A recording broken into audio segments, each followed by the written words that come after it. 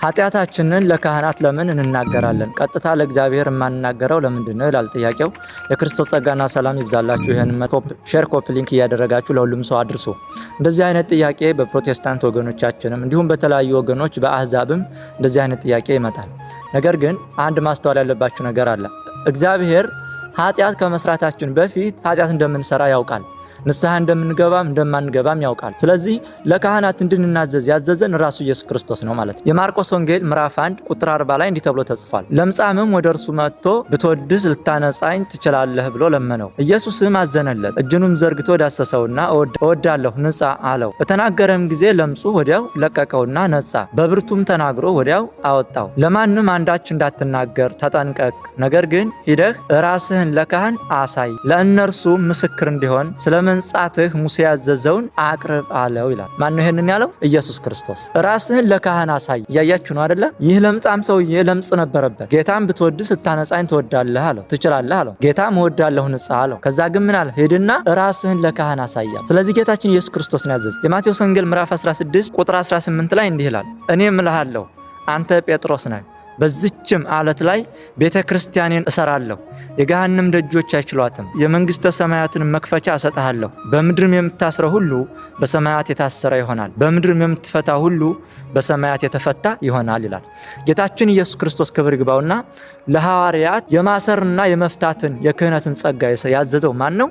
ኢየሱስ ክርስቶስ ነው ማለት ነው። ስለዚህ ከካህናት ዘንድ ሄደን እንድንናዘዝ ያዘዘው ማን ነው? ራሱ እግዚአብሔር ነው። የማቴዎስ ወንጌል ምዕራፍ 3 ቁጥር 5 ላይ ምንድን ነው የሚለው? ያን ጊዜ ኢየሩሳሌም፣ ይሁዳም ሁሉ በዮርዳኖስ ዙሪያ ያለ አገር ሁሉ ወደ እርሱ ይወጡ ነበር፣ ኃጢአታቸውንም እየተናዘዙ በዮርዳኖስ ወንዝ ከእርሱ ይጠመቁ ነበር ይላል። ከመጥምቁ ዮሐንስ ማለት ነው። ካህኑ ቅዱስ ዮሐንስ መጥምቀ መለኮት ማለት ነው። በዮርዳኖስ ዙሪያ እያጠመቀ ኃጢአታቸውን ከእርሱ እየተናዘዙ የንስሐ ጥምቀት ይጠመቁ ነበር። ስለዚህ ከመጽሐፍ ቅዱስ ያለውን ነው መስማት ያለብን ወይስ አንድ ፓስተር ወይም አንድ ኡስታዝ ያለውን? ማንኛውን እንስማኛ? ማንኛውን ነው መስማት ያለብን? ይህ ትዕቢት ነው። ለምን ለእግዚአብሔር ኃጢአቴን ተናዝዤ እንትን አለለም ካለ አንድ ሰው ሰይጣን አድሮበታል ማለት ነው በቀጥታ። ስለዚህ ልክ አይደለም ማለት ነው። የመጀመሪያው ኃጢአታችንን ለራሳችን መንገር አለብን። ኃጢአት እንደሰራን ማመን አለብን። አንዳንድ ሰው ኃጢአት ሰርቶ ኃጢአቱን እንደሰራ ማመን አይፈልግም። እረ የሰይጣን ጆሮ ይደፈን፣ ሳስበው ራሱ ፍርሃት ነው የሚለኝ፣ ማሰብ ማመን አልፈልግም ይላል አንዳንድ ሰው። ግን ማመን አለብን። አበስኩ ገበርኩ፣ ኃጢአት ሰርቻለሁ፣ በድያለሁ ብለን ራሳችንን መውቀስ አለብን። የማቴዎስ ወንጌል ምዕራፍ 5 ቁጥር 4 ላይ የሚያዝኑ ብፁዓን ናቸው መጽናናትን ያገኛሉና ይላል። ስለዚህ በኃጢአታችን ማዘን መተከዝ አለብን ማለት ነው። ከዛ ደግሞ ሁለተኛው መንገድ ደግሞ ለእግዚአብሔር መንገር ነው። ለእግዚአብሔር መንገር ኃጢአት ሰርቻለሁ፣ በድያለሁ፣ አንተን በድያለሁ፣ ሰዎችንም አሳዝኛለሁ ብሎ ለእግዚአብሔር መንገር። ሶስተኛና የመጨረሻው ከንስሐ አባትህ ዘንድ ሂደህ ኃጢአትህን መናዘዝ። መጽሐፈ ኢያሱ ወልደ ነዌ ምዕራፍ 7 ቁጥር 19 ላይ እንዲህ ተብሎ ተጽፏል።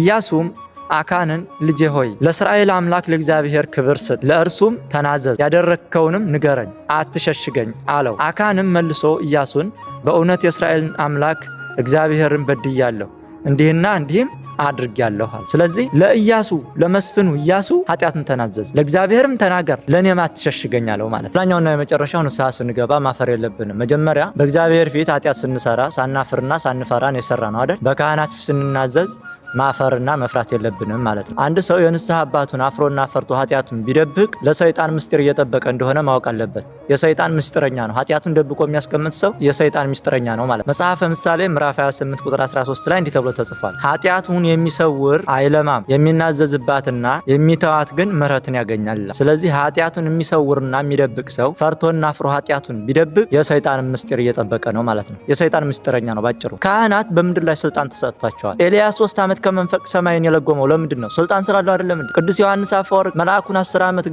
ገዝቶ ያቆመው ስልጣን ስላለው አይደለም እንዴ? ስለዚህ አንድ ሰው ለካህናት ለምን እናገራለሁ ለእግዚአብሔር ቀጥታ ማልናገር ካለ ሰይጣን አድሮበታል ማለት ነው ባጭሩ። ምክንያቱም ይሄን ያዘዘው ማን ነው? እግዚአብሔር ነው ራሱ። እግዚአብሔርን አንተ አታውቁም እኔን የማውቀው እያልን ነው በሌላ ሳናውቀው ማለት ነው። እንደዚህ አይነት ሐሳብ ከመጣባችሁ አማትቡ። ሰይጣን ነው እንደዚህ አይነት ምክር ሹክ የሚላችሁ ማለት ነው። ምክንያቱም ራሱ እግዚአብሔር ከቃሉ ጋር አይጋጭም። እግዚአብሔር ኃጢአት ስንሰራም ሳንሰራም ንስሐ ስንገባም ሳንገባም ያውቃል ሁሉ ነገር አስቀድሞ ማለት ነው። ኃጢአታችንን ተናዘን ቀኖና ተቀብለን እንድንቀጣበት ቀጥታ ለእግዚአብሔር ብናገር ምን አለበት ካለ አንድ ሰው ይሄ ምንድነው?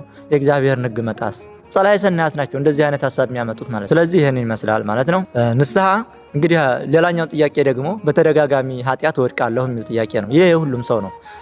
መጽሐፍ ቅዱስ ጻድቅ በቀን 7 ጊዜ ይወድቃል ይላል፣ እንኳን እኛ ማለት ነው። ስለዚህ በቀን 7 ጊዜም ከተቻለ መግባት አለብን ንስሐ ማለት ነው። በአንድ ኃጢአት በተደጋጋሚ ብንወድቅ አፍረን ከዛ ከንስሐ አባታችን መሸሽ ወይም ደግሞ ተስፋ መቁረጥ የለብንም። ንስሐ መግባት ነው አሁን ማለት ነው። ንስሐ መግባት ነው። የመዳን ቀን ዛሬ ነው። መቼ እንደምትጠራ አታውቀውም። ሞትን ተሸክመህ ነው የምትዞረው ማለት ነው። ስለዚህ በተቻለ አቅም ወደ ንስሐ መሄድ፣ ወደ ንስሐ አባት ሄደህ መናዘዝ ነው። የስነ ልቦና አማካሪዎች እንኳን በመንፈሳዊ ዓለም ማለት ነው በልብህ ያለውን ነገር ከሰው ጋር ስትማከረው ይቀላል ይላሉ አይደለ?